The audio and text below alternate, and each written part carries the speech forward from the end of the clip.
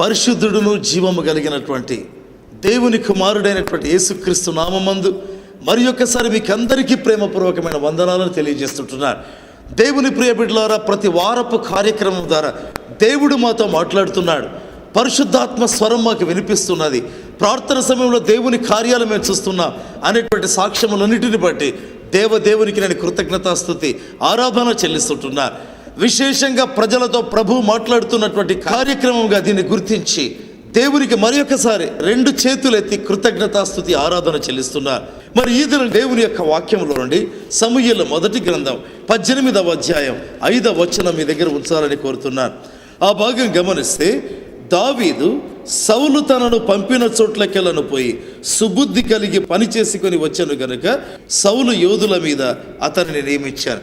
దేవుని గ్రంథాన్ని బట్టి దేవునికి కృతజ్ఞతాస్తుతులు చెల్లిద్దాం. దేవుని ప్రియ బిడ్డలారా, మహాభీకరమైనటువంటి యుద్ధం అయిపోయింది. గొల్లియాతు హతమార్చబడ్డం అనేది జరిగింది. దావీదు వస్తూ ఉండగా ఆ యొక్క ఇశ్రాయేలు దేశానికి చెందినటువంటి స్త్రీలు తంబురాలతో నాట్యమాడుతూ ఆ యొక్క దావీదును ఆహ్వానించడం మనం గమనించగలం. దావీదైతే తన డేరాను ఎంచుకున్నాడు, ఆ చోట ఆయుధములను ఎత్తిపెట్టుకున్నాడు. మరొక యుద్ధానికి దేవుని యొక్క కృపలో సిద్ధమయ్యాడు. ప్రియ దేవుని బిడ్డలారా, దేవుని వాక్యంలో గమనిస్తే దావీదును సౌలు పంపిన చోట్లకెల్లా వెళ్ళడం ప్రారంభించాడు. ఒక చోటికి పంపడం అనేది లేదు, అయితే పంపిన చోట్లకెల్లా కూడా వెళ్ళడం ప్రారంభించాడు. నాకు ఆ భాగం చదివితే ఏమనిపిస్తుందంటే, అప్పుడప్పుడు మనం రాజకీయాల్లో వింటుంటాం, మినిస్టర్ వితౌట్ పోర్ట్ఫోలియో అంటారండి. మంత్రిగానేమో నియామకం అయిపోయి ఉంటుంది, అయితే శాఖ ఏది తెలియదండి. ఆ విధంగా దావీదును ఒక పని అని లేదు, కానీ ఏ చోటికి పంపిస్తే ఆ చోటికి వెళ్ళేటువంటి వాడు, ఏ పని నియమిస్తే ఆ పని చేసేటువంటి వాడు. దావీదు జీవితంలో ఒక తలంపు రావచ్చు. ఇశ్రాయేలు దేశంలో ఏ సైనికుడు చేయలేని పని, ఏ సైన్యాధిపతి చేయలేని పని, ఏ సహస్రాధిపతి చేయలేని పని, చివరికి సర్వసేనాధిపతి అయినటువంటి అబ్నేరు చేయలేని పని నేను చేశానే. గొల్లియాతును ఓడించానే, ఇశ్రాయేలు దేశానికి జయాన్ని సమకూర్చానే. అయితే నా జీవితంలో ఎందుకు ఈ విధంగా, ఇదిగో ఒక సహస్రాధిపతిగానా, లేకపోతే ఇంకొకటి ఏదైనా ఒక ఉన్నతమైనటువంటి పదవియా? కాదు, కానీ ఒక పని నిర్దేశించినట్టుగా స్పష్టంగా అక్కడ కనిపించదు. కానీ పంపిన చోట్లకెల్లా, ఎక్కడికి పంపిస్తే ఏ పని పెడితే ఆ పని చేసేటువంటి వాడండి.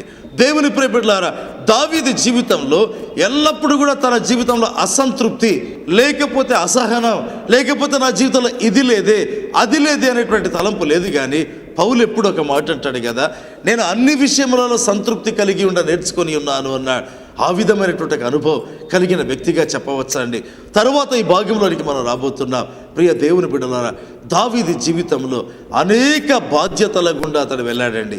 అనేక విధములైన పనుల గుండా అతడు వెళ్ళాడు. ప్రేమైన వారులారా, ఒక పని కాదండి, ఏ పని అప్పగించినా నమ్మకంగా చేసేవాడు, ఏ పని అప్పగించినా నిజాయితీగా చేసేవాడు, ఏ పని అప్పగించినా చాలా జాగ్రత్తగా ఆలోచించి చేసేటువంటి వాడు. దేవుని వాక్యంలో గమనిస్తే సమూయేలు మొదటి గ్రంథం 17వ అధ్యాయం 34, 35 వచనాలు గమనించినట్లయితే గొర్రెలను కాచుకుండేటువంటి ఒక గొర్రెల కాపరిగా దావీదును చూస్తాం. అందరూ గొర్రెల కాపరు లాంటి కాపరియా? కాదు ప్రియమైన వారులారా. దేవుని వాక్యంలో గమనిస్తే సింహమును ఎలుగుబంటి వచ్చి గొర్రె పిల్లను ఎత్తుకొని పోవుచుండగా ఈ చిన్న గొర్రె మందలో ఒక గొర్రె పోతే ఏముందిలే అనుకోలేదు. కానీ దేవుని వాక్యం చెప్తుంది, ఒక నిజాయితీ పరుడైనటువంటి గొర్రెల కాపరి ఆ ఒక్క గొర్రె కూడా పోగొట్టుకోవడం ఇష్టం లేదు. అతడు ఒక మంచి గొర్రెల కాపరి. ఆ యొక్క గొర్రె కొరకి తన ప్రాణాన్ని కూడా రిస్క్గా లేదా పణంగా పెట్టాడు. కాబట్టి సింహముతో పోరాటం అనేటువంటి జరిగింది. అంతేనా, అతడు చాలా పరిగెత్తగలిగిన వాడండి. బైబిల్లో గమనించిన సింహమును తరిమినట్లుగా దేవుని వాక్యంలో రాయబడింది. అతడు చాలా బలాఢ్యుడు ప్రేమైన వారులారా, అందుకే సింహమును కొట్టినట్లుగా రాయబడింది. అతడు చాలా పరాక్రమశాలి ప్రేమైన వారులారా, అందుకే సింహము నోట నుండి ఆ ఒక గొర్రె పిల్ల విడిపించినట్లుగా గమనించగలం. అతనికి అప్పగించబడినది ఒక చిన్న బాధ్యత. ఎందుకంటే అది ఒక చిన్న గొర్రెల మంద. అయితే ఆ యొక్క చిన్న బాధ్యతను ఎంత నమ్మకంగా నెరవేర్చాయండి. ఆ చిన్న బాధ్యతను తనకు కలిగినటువంటి నిజాయితీని వాడాడు, తన యొక్క పరాక్రమాన్ని వాడాడు, పరిగెత్తేటువంటి యొక్క తలాంతును వాడాడు, సింహము వెంట పరిగెత్తాడు. ఒకవేళ ఏదైనా జరిగితే గొర్రె పిల్ల సింహము నోటిలోనికి వెళ్ళినట్టుగానే దావీదు కూడా చంపబడతాడు. అంత పణంగా తన ప్రాణమును పెట్టి ఒక గొర్రె పిల్ల కొరకు పరిగెత్తిన వాడండి. అతని యొక్క మొదటి బాధ్యత ఒక గొర్రెల కాపరిగా మనం గమనించగలం. గొర్రెల కాపరిగా ఉండడం అనేది ఒక చిన్న బాధ్యత కాదండి. మంద చిన్నదే, అయితే ఆ మందలో అతడు పోషించిన పాత్ర చాలా పెద్దది. ప్రేమైన వాళ్ళారా, దేవుని గ్రంథంలో గమనిస్తే ఆదికాండం 31వ అధ్యాయం 38 నుంచి మనం చూస్తే యాకోబు ఒక మాట చెప్తాడు. పగటి ఎండకు రాత్రి మంచుకు నేను ఎంత కష్టపడ్డాను, అదిగో ఒక గొర్రెలను కాచుతుండగా అన్నాడు. అంటే ప్రియ దేవుని బిడ్డలారా, ఒక గొర్రెల కాపరి ఒక గొర్రెల మందను కాచుతున్నాడంటే పగటి ఎండకు కష్టపడాలి, రాత్రి చలికి మంచుకు సతమతం కావడం ప్రారంభించాలి. అయ్యో, గొర్రెల కాపరి యొక్క బాధ్యత, పని చాలా గొప్పదండి. ఆ చిన్న గొర్రెల మంద కొరకై దావీదు ఎంత కష్టపడ్డాడో, ఎంత నలిగాడో. ఆ యొక్క పదవి చిన్నది, అతడు పోషించిన పాత్ర చాలా పెద్దది. ప్రేమైన వాళ్ళారా, అంత నమ్మకంగా చేసినట్టుగా మనం గమనించగలం. దేవుని వాక్యంలో గమనిస్తే సమూయేలు మొదటి గ్రంథం 17వ అధ్యాయం 20వ వచనంలో అతడు యుద్ధరంగానికి వెళ్ళే సమయం దగ్గరికి వచ్చింది. అతడు చాలా ఉదయాన్నే లేచాడండి. లేచి ఆ చిన్న గొర్రెల మందను ఒక కాపరికి అప్పగించాడు. అక్కడ కూడా నమ్మకత్వమే, అక్కడ కూడా బాధ్యతనే. ఏనాడు కూడా బాధ్యతను విస్మరించలేదు, ఏనాడు కూడా పని తప్పించుకోలేదు, ఏనాడు కూడా తనకు అప్పగించబడిన బాధ్యతను చిన్నదిగా చూడలేదు. ఆ యొక్క మందర యొక్క కాపరికి అప్పగించి ఆపిదప యుద్ధరంగానికి బయలుదేరాడు. మొదటి పాత్ర గొర్రెల కాపరిగా చాలా సక్సెస్ఫుల్గా, చాలా విజయవంతంగా నెరవేర్చాడండి. దేవునికి స్తోత్రం చెల్లిద్దామా. రెండవ బాధ్యత ఏంటి? దావీదు తాను పంపిన చోట్లకెల్లా వెళ్ళేవాడండి. సౌలు యొక్క నగరులో చేరిన తర్వాత వివిధ బాధ్యతలు అప్పగిస్తుండగా చేశాడు.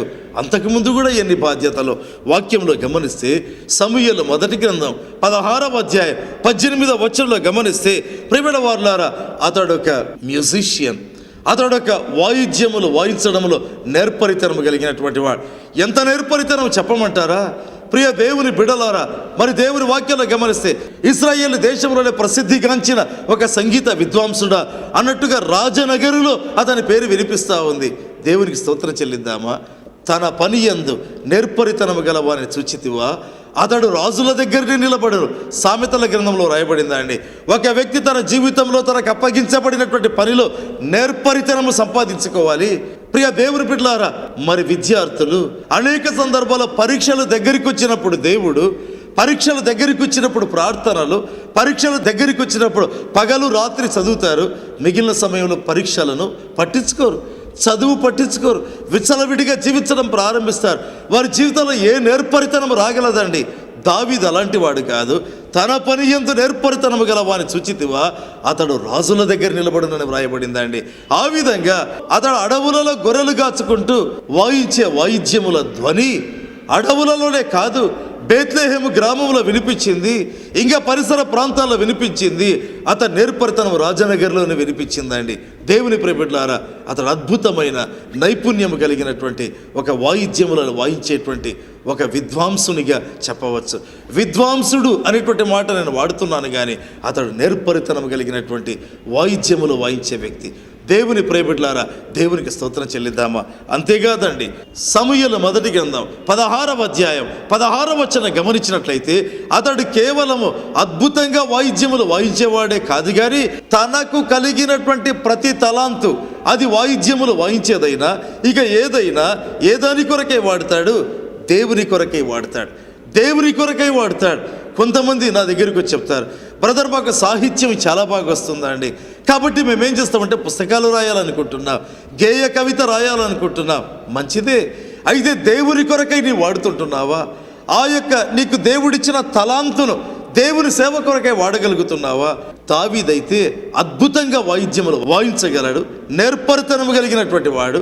10 తంతుల స్వరమండలమును వాయించగలడు, పిల్లల గ్రోవి వాయించగలడు, సితారా వాయించగలడు, వీణ వాయించగలడు. ఎంత అద్భుతమైనటువంటి జ్ఞానము, నేర్పరితనము. అయితే అతడు వాయిస్తే దురాత్మ పారిపోతున్నట్టుగా దేవుని వాక్యంలో రాయబడింది. అదే సమూయేలు మొదటి గ్రంథం 16వ అధ్యాయం 16వ వచనంలో అతని వాయిద్యముల పరిజ్ఞానమే కాదు, ఆ రాజు దగ్గర చెప్పే వ్యక్తి అంటున్నాడు, ఈ దావీదు చాలా బలాఢ్యుడు, యుద్ధములో పరాక్రమశాలి. అయితే అతడు వాయిద్యములు వాయిస్తే రాజా నీకు పట్టిన దురాత్మ వదిలిపోయి నీకు సేద తీరుతుంది అంటున్నాడు. ఇది ఎలా తెలిసింది అంటే అతని మీద ఉండేటువంటి అభిషేకం, అతని మీద ఉండే కృప ప్రియమైనటువంటి వారులారా 10 మందికి తెలియడం ప్రారంభించింది. నీ జీవితంలో నీకున్న ప్రతి తలాంతు దేవుని సేవ కొరకే వాడటం ప్రారంభించాలి. చక్కటి ఇంగ్లీష్ జ్ఞానము నీకు వస్తుందా? అది దేవుని సేవ కొరకే వాడాలి. ఒకవేళ చక్కటి కంప్యూటర్ పరిజ్ఞానం నీకుందా? కంప్యూటర్లో వచ్చేటువంటి చెడు వాటి కొరకై కాదు, పాపపు సంబంధమైన వాటి కొరకై కాదు, దేవుని సేవ కొరకే వాడటం ప్రారంభించాలి. లేకపోతే ఇంకేదైనా చక్కటి జ్ఞానం ఏ రంగంలోనైనా నీకుందా? అది దేవుని సేవ కొరకై నీ వాడటం ప్రారంభించాలి. దావీదుని గురించి వ్రాయబడింది, అతడికి కలిగిన వాయిద్యముల జ్ఞానం పరిణతి చెందిన వాయిద్యముల జ్ఞానమే కాదు, అయితే ఆ యొక్క జ్ఞానాన్ని అతడు వాడినప్పుడు దురాత్మ అతన్ని వదిలి పారిపోతున్నట్లుగా వ్రాయబడింది. ఎంత అద్భుతమైన సంగతి అండి, ఎంత గొప్ప సంగతి. ప్రియ దేవుని బిడలారా, నీ జీవితంలో నా జీవితంలో దేవుడిచ్చిన ప్రతి విధమైనటువంటి జ్ఞానం దేవుని కొరకై వాడాలి. అలా వాడకపోతే కొన్ని సందర్భాలలో, మళ్ళీ చెప్తున్నాను, కొన్ని సందర్భాల్లో అది సాతాను కొరకే వాడడం జరుగుతుంది. దేవుని వాక్యంలో గమనిస్తే మొదట అతడు గొర్రెల కాపరిగా, ఆపిదప వాయిద్యములు వాయించేటువంటి వ్యక్తిగా, ఆపిదప గమనిస్తే ప్రియ దేవుని బిడ్డలారా, సమూయేలు మొదటి గ్రంథం 17వ అధ్యాయం 14వ వచనం నుంచి మనం గమనిస్తే అతడు రాజు దగ్గరికి వెళ్ళేవాడు, సితారా వాయించేవాడు. ఆ దురాత్మ రాజును వదిలిపోగా తిరిగి వచ్చి ఆ యొక్క దావీదు ఏం చేసేవాడు, ఇప్పుడు రాజనగరిలో వాయిద్యములు వాయించేటువంటి రాజనగరులోని సంగీతకారుణ్ణి అని చెప్పుకోవడం లేదు. తిరిగి వచ్చి అతడు ఏం చేసేవాడు చెప్పమంటారా? నేరుగా వెళ్ళి ఆ చిన్న గొర్రెల మందను కాచుకునేవాడు. తనకు అప్పగించబడిన పెద్ద బాధ్యతలలో ఆ చిన్నదాన్ని విస్మరించి తనకై తాను పెంచుకుంటూ పొంగుకుంటూ ఏదో ఒక పెద్ద హోదాలో ఊహించుకుంటూ చిన్న వాటిని విస్మరించేవాడు కాదు. ఆ దురాత్మ వదిలిపోయిన తర్వాత నేరుగా బెత్లెహేమునకు వెళ్ళేవాడు. తిరిగి తన చిన్న మంద యొక్క బాధ్యత స్వీకరించేవాడు. తిరిగి అడవుల్లోనికి వెళ్ళేవాడు, లేదా తిరిగి పొలముల్లోనికి వెళ్ళేవాడు. అక్కడికి వెళ్ళి ఆ గొర్రెలను కాచుకుంటూ ఒకవేళ నిజదేవుని ఆరాధనలో ఉండేవాడు. ప్రియ దేవుని బిడ్డలారా, మనమే అయితే ఏదైనా ఒక పెద్ద బాధ్యత, ఒక పెద్ద హోదా కలిగితే మనకు ముందున్న చిన్న వాటిని విస్మరిస్తాం. ఆ చిన్న వాటిని చిన్నచూపు చూడడం ప్రారంభిస్తాం. ఆ చిన్న వాటిని తేలికగా కొట్టేయడం ప్రారంభిస్తాం. అయితే దావీదు అలాంటి వాడు కాదు. పెద్ద బాధ్యతలు అప్పగించబడిన ఎప్పుడు దీన మనసు కలిగిన వాడే, ఎప్పుడు సాత్వికుడే. ప్రియ దేవుని బిడ్డలారా, ఎవరి జీవితంలో సాత్వికము, దీన మనస్సు ఇలాంటి వస్త్రాలు ధరించుకొని ఉంటారో వారు ధన్యులని ప్రభు దగ్గర చెప్తున్నారు. వారు ఎల్లప్పుడూ ధన్యులని ప్రభు దగ్గర చెప్తుంటున్నారు. యేసుక్రీస్తు యొక్క జీవితాన్ని గమనిస్తే ఆయన సాత్వికుడు, దీన మనస్సు కలిగినటువంటి వాడు. ఆయన యొక్క సాత్వికం ఎంత? మన ప్రియ ప్రభు యేసు ప్రభు యొక్క దీన మనస్సు ఎంత అంటే సర్వలోకానికి ఒక సవాలు విసిరాడు, నా యొద్ద దీన మనస్సు ఏదో నేర్చుకోండి అన్నాడు. అంత తగ్గింపు గుణము కలిగిన వాడు. బైబిల్లో వ్రాయబడింది కదా, పరలోకములో దేవుని సింహాసనం మీద కూర్చొని ప్రియమైన వారులారా దేవునితో సమానంగా ఉంటూ దేవుడై ఉండుట విడిచిపెట్టకూడని భాగ్యమని ఎంచుకోలేదు. అయితే దాసుని రూపాన్ని ధరించుకున్నాడు, మనుషుల పోలికగా పుట్టాడు. ప్రియ దేవుని బిడ్డలారా, ప్రపంచ చరిత్రలో రాజులు దాసుని వస్త్రాలు ధరించింది ఎక్కడైనా ఉందా? రాజులు దాసుని వస్త్రాలు ధరించింది ఎక్కడైనా ఉందా? ఒక్క యేసు ప్రభు, అది కూడా పరలోకపు రాజై ఉండగా, పరలోకపు రాజై ఉండగా, ప్రియమైన వారులారా రాబోయేటువంటి రాజులకు రాజై ఉండగా దాసుని వస్త్రాలు ధరించుకున్నాడండి. అందుకే ప్రభు అన్నాడు, నా యొద్ద నేర్చుకోనండి అన్నాడు. నా యొద్ద సాత్వికము నేర్చుకోనండి. మన జీవితంలో ప్రార్థించాలి, దేవా దీన మనస్సు నాకు అనుగ్రహించు, సాత్వికమైన మనస్సు నాకు అనుగ్రహించు. అయ్యో దేవా, విరిగినటువంటి మనస్సు అంటే ఏదో నాకు నేర్పించు ప్రభువా, నలిగినటువంటి హృదయం అంటే ఏదో నాకు నేర్పించు, తగ్గించుకోవడం అంటే నేర్పించు ప్రభువా, అప్పుడే నేను హెచ్చించబడతాను అని ప్రభు దగ్గర ప్రార్థన చేద్దామా? అప్పటికే దావీదు ఇశ్రాయేలు దేశంలో ఒక నేషనల్ హీరోగా ఉంటున్నాడు. ఎందుకంటే గొలియాతును చంపాడు. ప్రియమైన వారులారా, కనుక ఇశ్రాయేలు దేశంలో ప్రతి పల్లె, ప్రతి పట్టణంలో దావీదు పేరు వినిపిస్తుంది. అవునండి. రెండవదిగా దావీదు సౌలు యొక్క ఆయుధములను మోసేవాడుగా ఉన్నాడు. మూడవదిగా చూస్తే సౌలు రాజు దగ్గర వాయిద్యములు వాయించేవాడుగా ఉన్నాడు. అతని యొక్క విద్యలో దురాత్మలు పారిపోతుంటున్నాయి. అంత పలుకుబడి కలిగిన వ్యక్తి, అంత హోదా కలిగిన వ్యక్తి, సాక్షాత్తు రాజకుమారుడైన యోనతానుకు ప్రాణ స్నేహితుడు. ఇంక ఏం కొదువండి. అయితే మళ్ళీ వెళితే ఆ యొక్క బెత్లెహేముకు వెళితే మళ్ళీ ఆ గొర్రెల మందని తీసుకుని వెళ్ళిపోయేవాడు. అదే కదా మనం చదివిన భాగం. ఎంత తగ్గింపు, ఎంత సాత్వికం. అందుకే దావీదు అంతా హెచ్చించబడ్డాడు. అందుకే దావీదు అంత ఉన్నత శిఖరాలు చేరుకున్నాడు. ప్రేమైన వారులారా, ఇంకా దావీదు జీవితంలో గమనిస్తే ఇంకా ఎలాంటి బాధ్యతలను పోషించాడండి. ఇంతవరకు నేను ఉదహరించాను కదా. సమూయేలు మొదటి గ్రంథం 16వ అధ్యాయం 21వ వచనంలో గమనిస్తే అతడు సౌలు యొక్క ఆయుధములను మోసేవాడయ్యాడు. అమ్మో, ఎంత కీలకమైన బాధ్యత అండి. ఆయుధాలంటేనే తెలియదు ఇతనికి తెలిసింది కర్ర. ఏంటి ఆ కర్ర? గొర్రెల కాపరి ఇశ్రాయేలు దేశంలో వాడేటువంటి కర్ర. అతనికి తెలిసింది ఒక వడిసెల. ప్రియమైన వారలారా, అంతకు మించి ఇంక ఏమీ తెలియదు.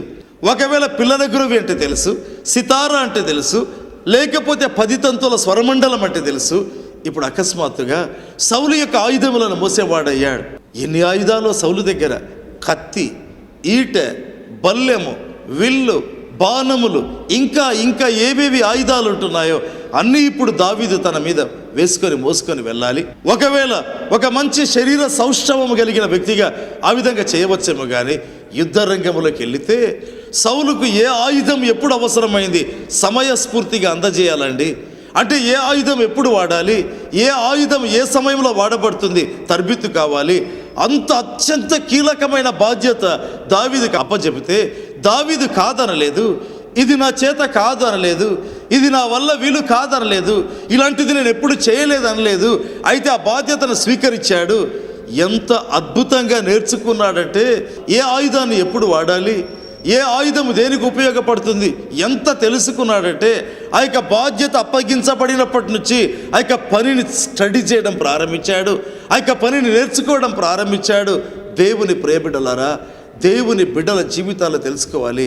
వారికి అప్పగించబడిన పనిని నమ్మకంగా చేయాలి, ఆ పనిలో నేర్చుకోవడం ప్రారంభించాలి, ఆ పనిలో మాస్టర్స్గా మారాలి, ఆ పని మీద సంపూర్ణమైన ఆధిపత్యం పట్టు సంపాదించాలి. దావీదు ఎంత సంపాదించాడు చెప్పమంటారా? గొల్యాతు దగ్గరికి వెళ్ళే సమయంలో ఈట తీసుకోలేదు, అతనికి తెలుసు ఈట ఎక్కడ పనిచేయదని. కత్తి తీసుకోలేదు, అతనికి తెలుసు కత్తి ఎక్కడ పనిచేయదని. వడిసెల తీసుకున్నాడు. ఎంత దూరంలో నుంచైనా, ఎంత సూటిగానైనా, ఎంత సున్నితమైనటువంటి భాగాన్నైనా కొట్టగలిగినటువంటి ఆయుధం ఏది పసిగట్టాడండి. ఏంటి కారణం? అంతకుముందే ఆయుధములను మోసేవాడుగా అతడు నియమించబడ్డాడు. ఆ యొక్క బాధ్యతను తేలికగా చేయలేదు, ఆ బాధ్యతను ఏదో ఆషామాషిగా చేయలేదు. అతనికి అప్పగించబడిన బాధ్యతను ఎంత నమ్మకంగా నెరవేర్చాడంటే అతడు పట్టుకున్న వడిసెల చెబుతుందండి. అంటే ప్రతి ఆయుధాన్ని క్షుణ్ణంగా అభ్యసించడం ప్రారంభించాడు. దేవుని ప్రియబిడ్డలారా, నీ జీవితంలో, నా జీవితంలో అప్పగించబడిన ప్రతి బాధ్యతల విషయంలో చాలా నమ్మకంగా ఉండాలండి. అది దేవుని సేవనా? ప్రియ దేవుని బిడ్డలారా, లోక సంబంధమైన ఉద్యోగమా?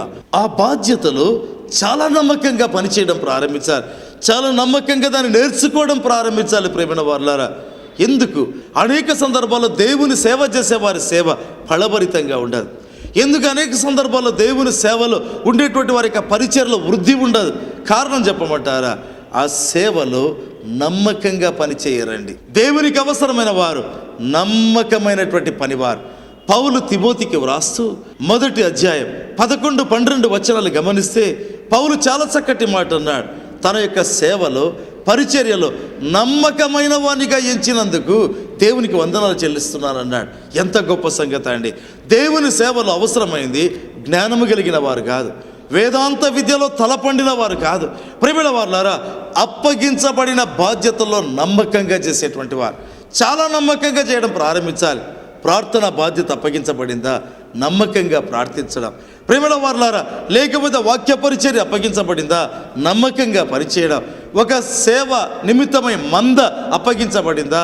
ఒక సంఘం అప్పగించబడిందా? నమ్మకంగా పనిచేయడం. అప్పుడు సేవ వృద్ధి అవుతుందండి. ఆ సేవలో మెలకువలేంటి? స్టడీ చేయడం ప్రారంభించాలి. దావీదు ఆయుధములను మోసేవాడైనప్పుడు ఏం జరిగింది ప్రియమైన వారులారా? అతడు ఆయుధములను స్టడీ చేయడం ప్రారంభించాడు, ఆయుధములను గమనించడం ప్రారంభించాడు. ఏ ఆయుధం ఎప్పుడు వాడేది చుట్టం ప్రారంభించాడు. అందుకే గొల్యాతు మీదకి వెళ్ళినప్పుడు వడిసెల పట్టుకున్నాడు. అతనికి తెలుసు ఆ యుద్ధములో సరిపోయేది వడిసెల మాత్రమే అని తెలుసు. ప్రేమైన వారులారా, నీ జీవితంలో, నా జీవితంలో తెలుసుకోవాలి. అప్పగించబడిన బాధ్యతలో నీవు నేను ఎంత మట్టుకు నమ్మకంగా ఉంటున్నాం, ఎంత మట్టుకు నమ్మకంగా ఉంటున్నాం. దావీదు జీవితంలో గమనిస్తే మొదట అతడు గొర్రెల కాపరి, ఆపిదప గమనిస్తే అతడు వాయిద్యములను వాయించేవాడు, ఆపిదప గమనిస్తే తలంతులను దేవుని సేవ కొరకే వాడినవాడు, అంతకు మునుపు గమనిస్తే అతడు ఆయుధములను మోసేవాడు. గొల్యాతును చంపిన తర్వాత ఎక్కడికి పంపితే ఆ బాధ్యత చేయడం ప్రారంభించాడు. అయ్యో, నాకంటూ ఒక ప్రత్యేక విభాగం, ఇశ్రాయేలు దేశంలో తూర్పు విభాగము నాది, లేదా పడమటి విభాగము నాది, లేకపోతే ఈ యొక్క ఇశ్రాయేలు సైన్యములో విల్లు విసరగలిగిన వారి మీద ఆధిపత్యము నాది, ఈ విధంగా ఒక విభాగము కాదు, ఏ పని చెబితే ఆ పని చేయడం ప్రారంభించాడు. అతని జీవితంలో హర్ట్ కాలేదండి, అతని జీవితంలో ఒకవేళ బాధపడలేదు, గాయపడలేదు. అయ్యో దేవ, ఇంత గొప్ప భీకర పోరాటంలో గొలియాతును చంపినందుకు నాకు వచ్చిన ఘనత ఏమి అనుకోలేదు. అతడు ఆ పనులు చేయడం ప్రారంభించాడు. దేవుని ప్రియబిడ్డలారా, దేవుని ప్రియబిడ్డలారా, అనేక సందర్భాల్లో దేవుని ప్రియబిడ్డలమైనటువంటి మనకు అప్పగించబడినటువంటి బాధ్యతల్లో నమ్మకంగా ఉండలేం. మనకు అప్పగించబడే సేవా బాధ్యతల్లో నమ్మకంగా ఉండలేం. వెంటనే అలిగి ప్రభు యొక్క సేవకు దూరం అవుతాం. అది అప్పగించబడింది చిన్న పని అయితే ఇంకా బాధపడతాం, పెద్ద పని అయితే చేయలేక సతమతమవుతాం. అయితే దావీదు అలాంటి వాడు కాదు. చిన్న గొర్రెల మందనిచ్చిన చాలా నమ్మకంగా చేశాడు. ప్రాణము పణంగా పెట్టి ఆ గొర్రె పిల్ల కొరకు వెళ్ళినాడు. చాలా పెద్ద బాధ్యత స్వీకరించాడు, చాలా పెద్ద బాధ్యత. ఇశ్రాయేలు సైన్యం పక్షంగా నిలబడాడు. గొలియాతు మీదకి యుద్ధానికి వెళ్ళినప్పుడు మళ్ళీ ప్రాణం పణంగా పెట్టాడు. ప్రియమైన వారులారా, ఆయుధములను మోసే పని పెట్టారు. చాలా కీలకమైన పాత్ర, చాలా నమ్మకంగా చేశాడు. నీ జీవితంలో, నా జీవితంలో తెలుసుకోవాలి. ఊహించని అంతస్తుల గుండా వెళ్ళాలనే తలంపు కలిగి ఉన్నావా? దేవుడిచ్చే ఆశీర్వాదం, దేవుడిచ్చే హెచ్చింపు, దేవుడిచ్చే అభివృద్ధి నీ జీవితంలో సొంతము చేసుకోవాలి అనే ఒక కోరిక కలిగి ఉంటున్నావా? అప్పగించబడిన బాధ్యతల్లో నమ్మకంగా ఉండు. అప్పగించబడిన బాధ్యతల్లో చాలా నమ్మకంగా పనిచేయడం ప్రారంభించు. అప్పుడు దేవుడు నీకు తోడుగా ఉంటాడు, దేవుడు నీ వెంబడి ఉంటాడు. దావీదు జీవితంలో ఎప్పుడైతే ఈ విధంగా పనిచేయడం ప్రారంభించాడో ఆ పిదపతని జీవితంలో అతడు సహస్రాధిపతిగా చేయబడినట్లుగా దేవుని వాక్యం చెబుతుంది. అకస్మాత్తుగా అతని జీవితంలో ఒక గొప్ప హెచ్చింపు కలిగినట్లుగా దేవుని వాక్యంలో మనం గమనించగలం. నీ జీవితంలో, నా జీవితంలో తెలుసుకోవాలి. ప్రభు యొక్క బిడ్డలంగా నమ్మకమైన పనివారముగా ఉందాం, చాలా నమ్మకమైన పనివారముగా ఉందాం, నేర్పరితనము కలిగిన పనివారముగా ఉందాం. దేవునికి స్తోత్రం చెల్లిద్దాం. ప్రభు మనతో మాట్లాడుతుండగా తలలు వంచి ప్రార్థిస్తాం. ప్రేమ స్వరూపి అయినటువంటి నా తండ్రి, అప్పగించబడినటువంటి యొక్క సందేశమును బట్టి మీకు వందనాలు ఆయన. మీరు ఈ దాసునికి ఇచ్చిన మాటలు ప్రభా మీ బిడ్డలతో ప్రకటించి ఉండగా తండ్రి మీకు స్తుతి, మీకు స్తుతి, మీకు స్తుతి, మీకు స్తుతి కలుగును గాక. తండ్రి కృప పరిచర్యల టీవీ కుటుంబ సభ్యులందరిని ఆశీర్వదించండి ప్రభువా. తండ్రి నమ్మకమైన వారుగా నిజాయితీ పరులుగా తండ్రి, ఒకవేళ దేవుని సేవకులు అయితే నమ్మకమైన వారుగా, అప్పగించబడిన బాధ్యతలు చాలా నమ్మకంగా చేసేవారుగా ఉంచమని ప్రార్థన చేస్తుంటున్నాను. వారి జీవితంలో ఆశీర్వదించండి, వారి జీవితంలో హెచ్చింపు ఇవ్వండి. ఏ విధంగా దావీదు ప్రజలందరి ఎదుట, జనులందరి ఎదుట, సైనికులందరి ఎదుట, సౌలు పరివారి ఎదుట తండ్రి మంచి పేరు తెచ్చుకున్నాడు. దేవుని బిడ్డలమైనటువంటి మేము ఆ విధంగా మంచి పేరు తెచ్చుకున్నట్టుగా సహాయం చేయండి. మీ హస్తము చాపండి, అద్భుతాలు జరిగించండి, ఆశ్చర్య కార్యాలు జరిగించండి, వింతలు జరిగించండి. తండ్రి అయినటువంటి దేవ, మీ యొక్క శక్తిగల నామమందు ప్రార్థన చేస్తుంటున్నా. ఎవరైతే సమస్యలలో ఉన్నారో, జబ్బులు, బాధలు, వేదన, కన్నీరులో ఉన్నారో ఈ సమయంలో వెళ్ళి కన్నీరు తుడవండి ప్రభువా. కన్నీరు తుడవండి నాయన, వారి కన్నీరంతా తుడవండి నాయన. తండ్రి వారి యొక్క ఉద్యోగములో నాయన అట్టడుగు స్థాయిలో ఉంటూ పైకి రాలేక నాయన దుఃఖపడుతున్నటువంటి మీ బిడ్డలు ఉన్నారు ప్రభువా. తండ్రి అన్ని అర్హతలు ఉన్నా ప్రభువా, అయితే కొన్ని కారణాల వల్ల తండ్రి పైకి ఎక్కి రాలేక నాయన సతమతమయ్యే మీ బిడ్డలు ఉంటున్నారు ప్రభువా. లేవనెత్తండి నాయన, లేవనెత్తండి ప్రభువా. తండ్రి ఉన్నత శిఖరాల మీదకి లేవనెత్తండి ప్రభువా. తండ్రి ఉన్నత శిఖరాలపై నడిపించండి ప్రభువా, నడిపించండి నాయన. మీ హస్తము చాపండి, జబ్బులను తొలగించండి, అపవిత్రాత్మలు పారిపోవునట్లుగా చేయండి, మాంత్రిక శక్తులు విఫలమైపోవునట్లుగా చేయండి నాయన. ప్రతి విధమైన దురాత్మ యేసు నామమున ఆజ్ఞాపిస్తుంటున్నా, విడిచిపోమని ఆజ్ఞాపిస్తుంటున్నా. ప్రతి జబ్బు ప్రభువైన యేసు నామమున ఆజ్ఞాపిస్తున్నా, తక్షణమే విడిచిపోమని ఆజ్ఞాపిస్తుంటున్నా. తండ్రి ఇప్పుడే నాయన మీ బిడ్డలు మీరు స్వస్థపరిచినందుకే తండ్రి మీకు వందనాలు, వందనాలు, వందనాలు, వందనాలు చెల్లిస్తున్నారు. మీ హస్తము చాపండి నాయన.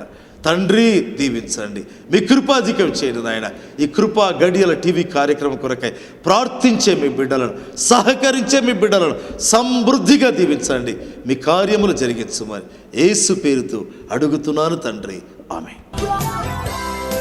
ప్రియ దేవుని బిడ్డలారా, ఇంతవరకు దేవుని సందేశం మీరు విన్నారు కదా, దేవుని వాక్యం మీరు విన్నారు కదా, ఆత్మ ప్రేరితమైనటువంటి దేవుని మాటలను విన్నారు కదా. ఆ పిదప జరిగిన ప్రార్థనలో మీరు ఏకీభవించి ఉంటున్నారు. మీరు పొందినటువంటి అద్భుతం, మీరు పొందిన స్వస్థత, మీరు పొందినటువంటి ఆత్మలో అనుభూతి వినాలని నిజంగా మేము కోరుతున్నాం. అలాగైతే తప్పకుండా మా కృప కార్యాలయానికి ఫోన్ ద్వారా తెలపండి, లేదా ఉత్తరం రాయండి. ఏం జరిగింది మాకు తెలియపరచండి. మీ యొక్క ఉత్తరంలో లేదా మీ ఫోన్లో మీ యొక్క మొబైల్ నంబర్ మాకు తెలపండి. మీ యొక్క అనుభవాలను బట్టి దేవుణ్ణి స్తుతిస్తాం, ప్రభువును మహిమపరుస్తాం. మీ నుంచి మీరు పొందుతున్న అనుభూతులు మాకు కావాలి. దేవుడు మిమ్మల్ని దీవించుగాక. ఆమేన్. నా యేసు ప్రేమ మధురాతి మధురం, నా యేసు ప్రేమ జీవామృతం, నా యేసు సిలువ పరలోక ద్వారం, నా యేసు రుధిరం మోక్ష మార్గం, నా యేసు ప్రేమ మధురాతి మధురం, నా యేసు ప్రేమ జీవామృతం.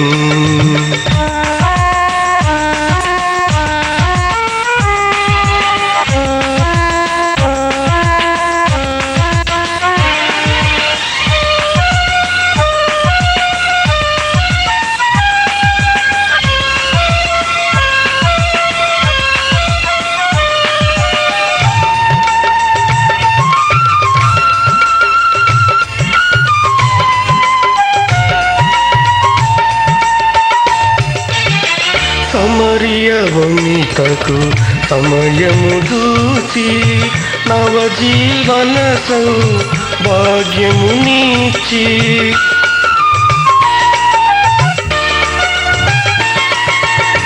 సమరియవనితకు సమయము చూచి నవజీవన సౌభాగ్యము నీచి, సమతకు మమతకు స్థాపన చేసిన, సమతకు మమతకు స్థాపన చేసిన,